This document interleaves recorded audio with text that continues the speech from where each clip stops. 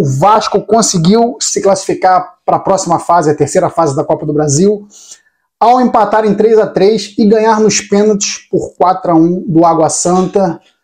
Gente, foi complicado, tô tendo que respirar aqui para vir gravar esse pós-jogo aqui com vocês, porque foi realmente um jogo que não parecia ser o que foi, e se tornou isso por conta dos próprios erros do Vasco. Vou falar dessa partida, vou falar do que aconteceu, da confusão, vou falar da pilha que o Vasco entrou, mas antes de mais nada, queria pedir para vocês aí se inscreverem no canal, dar aquela moral para a gente continuar fazendo aqui pós-jogos aí para vocês, curtirem, a gente discutir, debater.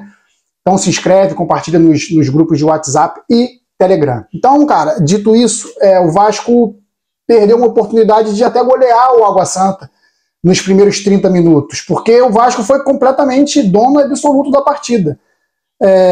Mesma coisa que tinha acontecido contra a Portuguesa, o Vasco começa com ímpeto ofensivo, começa bem, começa trocando passes, começa envolvendo o adversário, só que a diferença é que o Água Santa não é a Portuguesa, é uma equipe mais bem qualificada que a Portuguesa, e consegue com isso dificultar a vida do Vasco, principalmente conta dos próprios erros que o Vasco cometeu durante a partida. Vou falar de um por um aqui. O Vasco sai na frente com um bonito gol do Galdames, bonito porque a jogada do Payet, o domínio dele, a ajeitada, já cortando, e a finalização para o rebote do Galdames fez com que o gol fosse bonito, apesar de ter sido um gol de rebote do goleiro, mas a jogada, o domínio do Payet já cortando foi muito bonito. Então o Galdames fazendo Vasco 1-0, o Galdames até então um volante pisando na área, jogando bem, confiante. Naturalmente o Vasco foi trocando passes, envolvendo o Água Santa, uma equipe mais fraca. O Vasco entrou em campo com Léo Jardim, João Vitor, Medel e Léo, aquele trio de defesa que todos já conhecem. Na volância, o Galdamés e o Zé Gabriel, o Payet na armação, nas pontas o Lucas Piton e o Paulo Henrique, e no ataque o Adson e o Verratti. Então o Vasco fez 2-0 com o Verratti de forma natural, trocando passes. Paulo Henrique consegue achar no centro da área o Verratti, que desvia aí fazendo 2-0. Vasco, senhor absoluto da partida, dono do jogo. O que acontece depois disso? Mesmo problema que aconteceu contra a Portuguesa, mas o Água Santa não é a Portuguesa, é uma equipe mais bem qualificada, de um campeonato mais forte.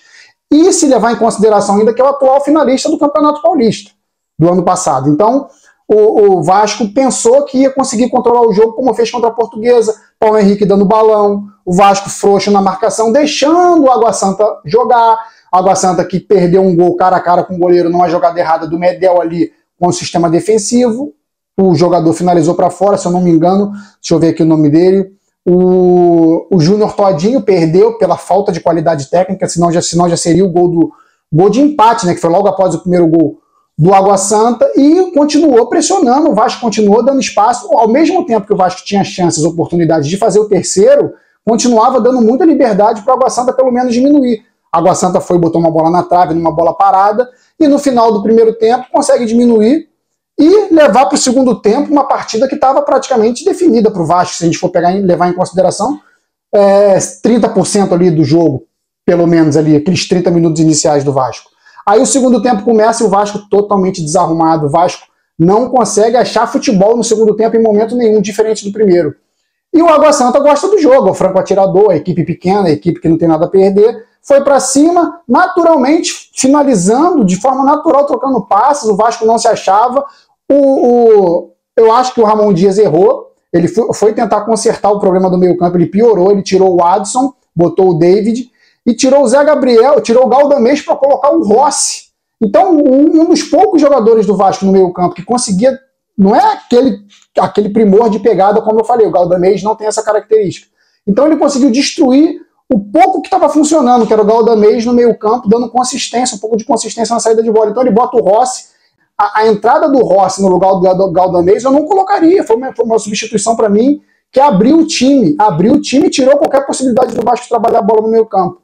Então o Água Santa viu que o Vasco estava dando mole, o Vasco estava aberto, o Vasco estava sem movimentação, o Vasco estava assustado com o jogo. Eu vi o Vasco muito assustado no segundo tempo, preocupante, porque parecia que essa equipe era muito mais segura do que foi. Então o Água Santa de forma natural empata o jogo numa bola parada, mais uma vez o Medel escorrega, cai ali, não consegue marcar, o jogador do Água Santa consegue fazer o gol de empate e virar de forma tranquila, virou o jogo, porque era a equipe que tentava achar os espaços, o Vasco estava perdido, a não ser uma jogada do Payet ali no lançamento do Medel, e um chute ali pelo lado esquerdo do David. O Vasco não fez mais nada, o David não conseguiu entrar bem, apesar dessa finalização ele não entrou bem, uma finalização fora de ângulo, sem ângulo nenhum, e o Payet não estando bem no jogo, o Payet jogando mal, errando os passes, errando bola boba, errando finalização na cara do gol, que não é costumeiro aí pro Payet. Então, de forma natural, o Água Santa, franco atirador, vira o jogo, 3-2, aos 43 minutos, era praticamente ali a pá de cal em cima do time do Vasco, que estava nervoso, não estava conseguindo jogar. Aí que vem toda a confusão, a torcida do Vasco começa a jogar coisa em campo, o árbitro para a partida, briga dentro do campo, empurra para lá, empurra para cá, recorde de cartão amarelo, nem sei quanto, mais de 18 cartões amarelos. Então, uma partida bem bagunçada, uma partida bem zoada assim, em relação à organização tática e técnica, a partir principalmente aí do gol do 3-2 aí do Água Santa. Foram 16 cartões amarelos no jogo, 2 vermelhos, 3 vermelhos, na verdade, 2 reservas e um titular do time do Água Santa. Então, muito empurra-empurra, o Vasco entrou na pilha do Água Santa. Quando tem empurra-empurra e confusão, sempre beneficia a equipe menos qualificada tecnicamente. Foi o que aconteceu a favor do Água Santa hoje, o Vasco entrou na pilha. Só que por um acaso, coisas do destino, ou que tinha que acontecer, não sei, o Vasco consegue um gol de empate numa bola parada ali do Payet, que acha o Piton finalizando de cabeça no centro da grande área e fazendo o gol de empate do Vasco já aos 49. Aí que começa a confusão do João Vitor com o Neilton, briga pra lá, é preparador físico, é comissão técnica de um lado, comissão técnica de outro. O árbitro tem que parar a partida fica parada 6, 7 minutos, e os acréscimos que eram para ser de 10 minutos acabou sendo de 7, que foi de bola rolando de fato, porque com essa confusão toda ele acabou comendo 3 minutos aí, não teve quase mais jogo depois que a bola voltou a rolar. Então, os pênaltis foi um caminho natural aí pro Vasco, né? Tava no lucro, o Vasco na situação de ir para os pênaltis em São Januário, estava no lucro, mas prevaleceu a qualidade técnica de todos os jogadores, do Léo Jardim que defendeu, dos jogadores que bateram. O Vasco vence por 4-1. Então foi uma classificação muito além do que deveria ser, muito mais preocupante, muito mais sufocante, muito mais desesperadora do que poderia ser, que estava se desenhando ser. Mas o importante é que o Vasco passou, sirva de lição aí para o Ramon Dias melhorar essa pegada no meio campo.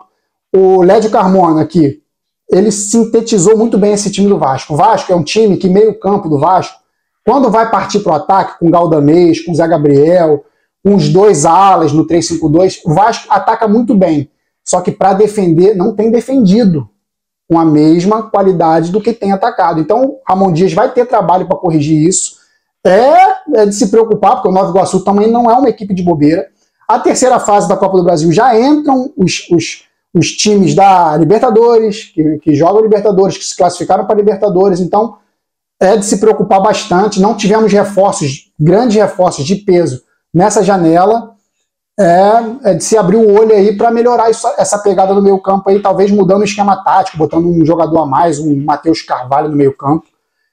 Enfim, o Vasco hoje pecou muito pela sua falta de tranquilidade. É isso, o importante é que o Vasco se classificou, 3-3 no tempo normal, 4-1 nos pênaltis. Agora, atenções voltadas aí para domingo, Vasco e Nova Iguaçu e Maracanã, 18h30. Casa cheia provavelmente, 70 mil pessoas, e a torcida do Vasco é louca, o time não corresponde, mas ela está indo. Mas eu agradeço a vocês aí pela participação, pela audiência mais uma vez. É isso, saudações vascaínas sempre. Fui!